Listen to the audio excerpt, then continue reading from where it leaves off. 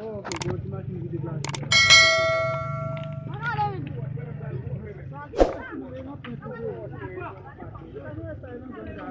Bloqué devant.